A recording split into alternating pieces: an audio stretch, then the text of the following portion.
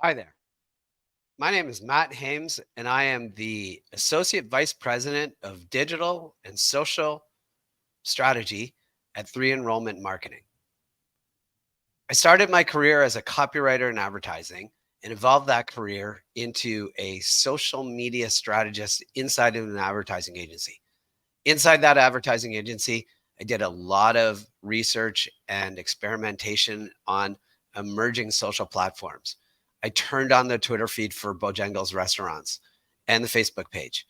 I turned on the Facebook page for Fisher Price restaurants. I did a lot of work in with big brands, learning how to use these platforms. I created Twitter plays for characters of some of our clients. I gave away swag with Russell Athletics. I did a lot of work, like I said, with a bunch of different platforms. I also one time tried to talk a light bulb manufacturer out of getting a Facebook page using the argument that people are not fans of their light bulbs, of their light switches. Like they're not a fan of your light switch. Nobody thinks, "Ooh, I should buy this branded light switch." It's a light switch. It's not a thing that people are going to be a fan of. So, when I went to Colgate University and I started working on their digital media, I was at the very beginning. So, 1 month on the Facebook page, we earned 13 million impressions on that Facebook page.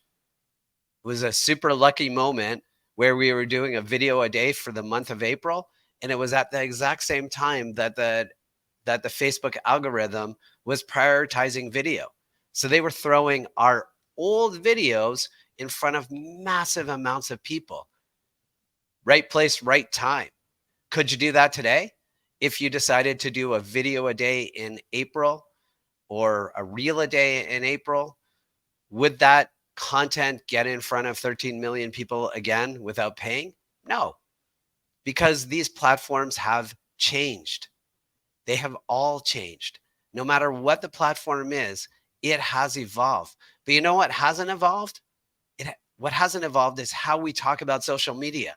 So you still get people saying, you should post 3 to 5 times a day. You should have a multi-social platform strategy. This is the talk that we used at the very beginning. The other thing that people also say is you should be where the kids are. So you should get on TikTok. You should be on Snapchat. You should get on this thing. You should. This is not this. It's not a sustainable way to think about social media marketing. This isn't magic. It was at a certain point. I give it to you.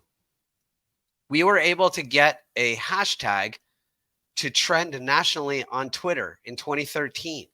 That same year, Twitter changed the way hashtags worked so that all hashtags became regional and then nothing could ever really trend on nationally again unless it was massive news. And a school's Twitter hashtag was never, ever going to be national news again. So, again, things changed, but it doesn't mean that the platform can't be useful for marketing. But it does mean if someone stands up there and says, hey, I was able to do this on this platform months ago, and you should do it as well. Your first question should always be, wait, what? Has the platform changed? Have the rules changed? Is it much harder to do this? Can that thing be replicated? So many people who have had success in social media stand up there and say, I was able to do X. So if you just copy me, you should do X too. Well, that's not true. It's like saying, it's honestly like saying, this school won an advertising award at Cannes for their incredible marketing. So you should just copy them. There's so much more going on inside of that sentence that you can't just copy. So here's the thing. What is important is to understand what a platform can do and what a platform can't do. So what can a platform do and what can a platform not do? Start there. Don't start with, I should post 3 to 5 times a day or 7 to 8 times a week. I should have a multi-platform social media strategy. That is, none of those things are true anymore. what you should understand is, how can you deliver a message to the right person using the right platform? What platforms can deliver your story to the right people at the right time? That is paid and organic. So if you start to understand delivery of message, how can I get the message of my school? How can I get the story of my school delivered to the right people at the right time? That's a little bit about where the social media strategist said you should be where the kids are, because the subtext of that was, this is where your message will be delivered. This is not necessarily true. Yes, more young people are on Snapchat and TikTok. Yes, more young people are on Instagram.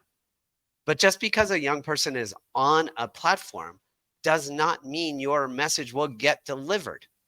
They're all on Gmail as well, but your emails aren't getting delivered.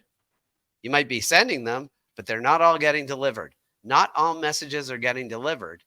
And that is true for social platforms. So start with this framework. I have a message that I would like to be delivered to young people. What platform can best deliver that message? I have a message that I would like to be delivered to parents. What platform can best deliver that message? When you start to think about delivery, then you will start to think about how to use social platforms right. And if somebody says to you, hey, I was able to get a hashtag to trend on Twitter, so I know how to deliver messages on Twitter, ask them, can that be replicated today? Because the honest truth is, it can't. What I was able to do 10 years ago, I can no longer do on social media platforms.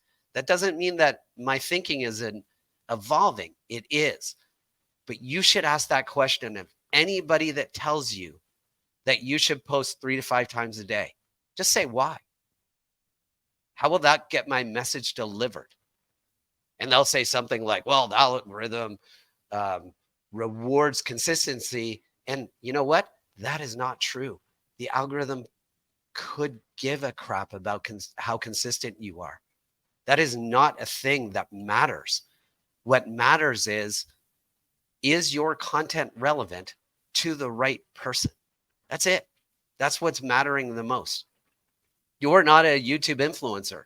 If you're a YouTube influencer, then consistency matters. But you know what? You're a university. You're not a YouTube influencer. You're not a TikTok influencer. And so the stories that TikTok influencers and YouTube influencers should tell about consistency do not apply to you. Unless, of course, you are a YouTube influencer and a TikTok influencer. Then yes, you have to keep feeding the YouTube algorithm and you have to keep feeding the TikTok algorithm. And so carry on. And I don't know why you're watching my video, because I'm hopefully talking to higher education marketing professionals and not TikTok influencers and YouTube influencers. You guys are good. You don't need me. But if you want to deliver a message on an annual basis to prospective students and families, then start thinking about delivery and stop chasing influencers and algorithms and all that stuff. None of that matters. Start with, how do I get my message delivered? And if anyone tells you any different, you can send them to me, because it drives me crazy when anybody ever says you should post 3 to 5 times a day or 7 to 10 times a week or whatever dumb number they pulled out of their butt to say that this is how you get a message delivered. It is not. Full stop. What do you think? How do you think about social media platforms? I would love to get in a conversation. Agree, disagree, think that it's weird that I have 2 lights over my head. Add it in comments. I would like to hear your comments. Honestly, let's have a conversation about what is wrong with social media marketing and what can be right about social media marketing. These are just opinions, right? I don't know all the right answers. You probably have experienced something that might change my opinion. So please, in comments, let's change opinions. Let's start having a conversation about this. Thank you. Bye.